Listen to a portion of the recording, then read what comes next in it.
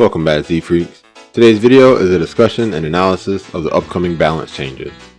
Stay tuned because I've got all the details of the changes coming right up for you.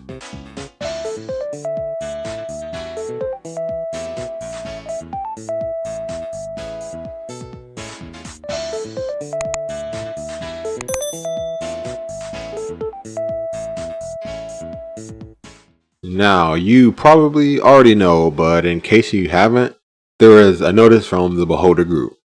The Zenonzard management team investigates the data regarding the metagame of ranked match. Based off of the opinions of Zenonzard players and the results of our investigation, we have deemed it necessary to change some card abilities to optimize the metagame.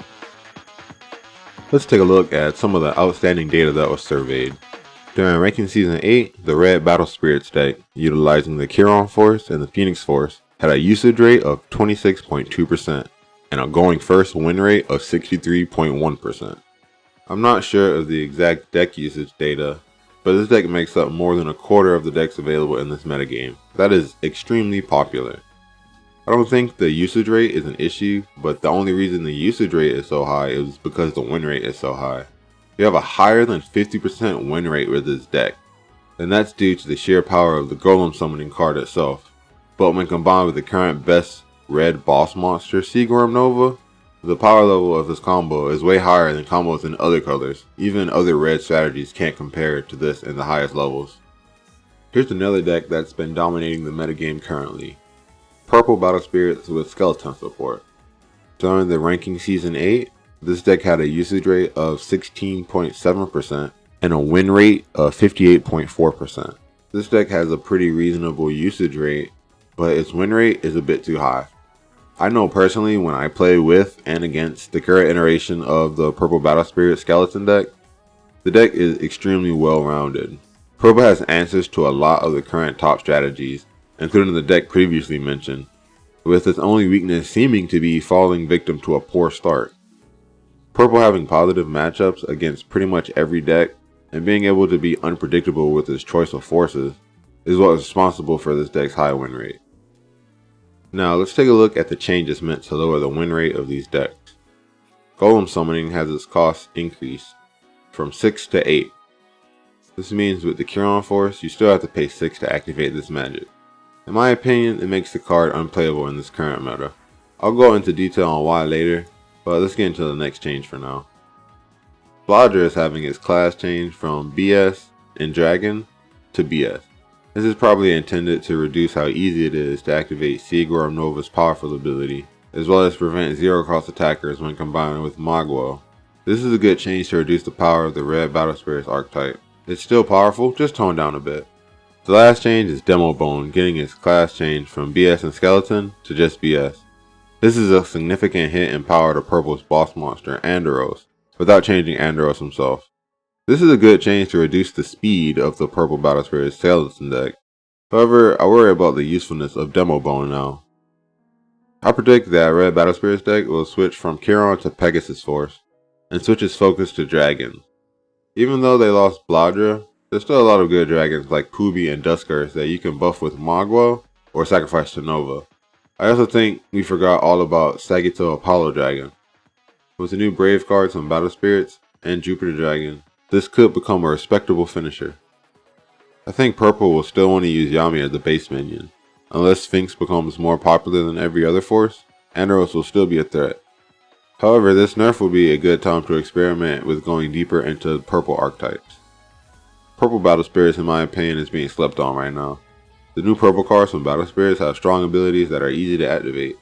Most Purple Battle Spirits cards are also demons as well, so you can dip into demon synergy too. The Skeleton archetype is also a bit underexplored. Skeletons have really good when destroyed abilities, and Andros level 3 can destroy your skeletons for you, creating big gaps in advantage that Purple is known for. Revenant is an amazing card that has fallen in popularity due to Steinbroke taking up the 7-cost slot, but it may be time to give him another shot. So what are some of the pros from these changes occurring? Well, I think it's safe to say that strategies that were too slow to keep up with Golem Summoning might reemerge.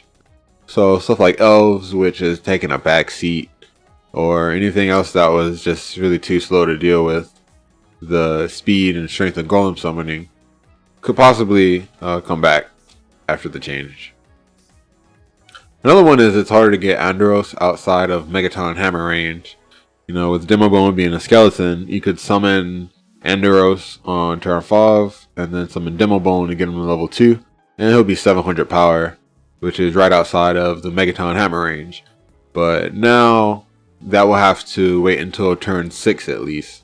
So yeah, Red did take quite a hit with these nerfs, but at least it will have a little easier time dealing with Purple. Not too much of an easier time, but Andros getting so big so quickly was really a problem for Red. So this would be an interesting thing to look at moving forward. And one more pro is that it's harder for Seagram Nova to activate his ability. So decks that rely on weaker minions may emerge. Like here, like the Jade Karajan. I don't think that this card is that good, but when you don't have to worry about a card coming down and wiping your entire field so quickly, you know, you might be able to have some legs in the metagame when you don't have to worry about something like that. Now, of course, Seagram Nova will still be able to activate its ability, but it's just not going to be so brainless like it was before. So you might be able to even defeat a red Battle Spirits deck with a deck that relies on a lot of weaker minions. Now for some cons to this change, because there's always going to be cons to nerfs. True Golem based strategies lost an ace card. Now, people, they don't like Golems because it's so fast, but it's not the Golem archetype that they don't like, it's Golem summoning that they don't like.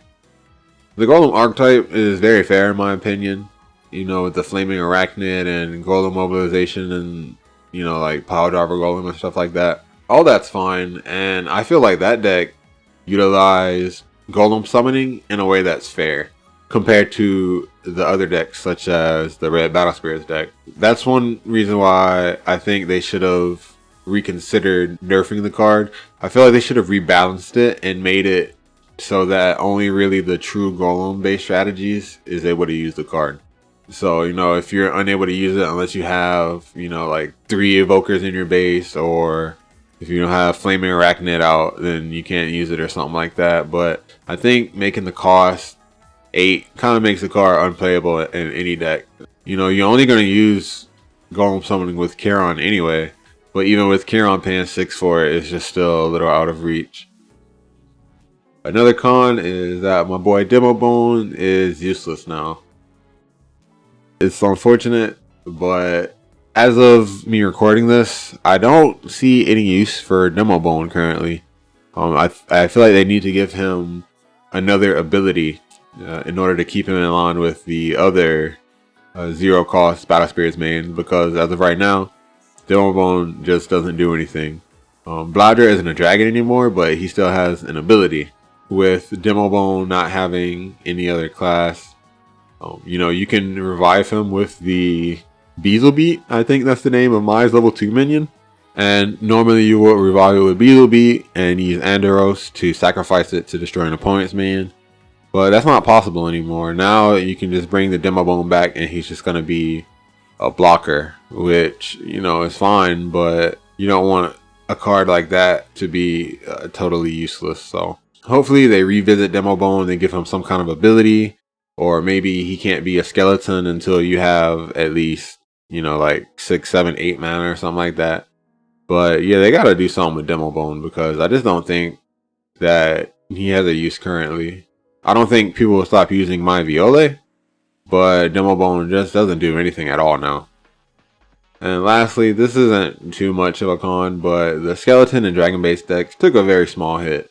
And I think that it's rightfully so that they did, because being able to have an attacker for 0 mana is just kind of broken in my opinion. With Mwagwo being a thing, it is kind of silly to be able to drop a 1 DP minion for 0 mana when you have to jump through a lot of hoops to get 1 DP on a 1 cost minion. So I think Skeleton will feel this way more than Dragon will, but I don't think that this will affect too much. Hopefully they give Skeleton and Dragon something else to make up for it in the future. So in conclusion, I did enjoy playing Red Battle Spirits with Golem Summoning.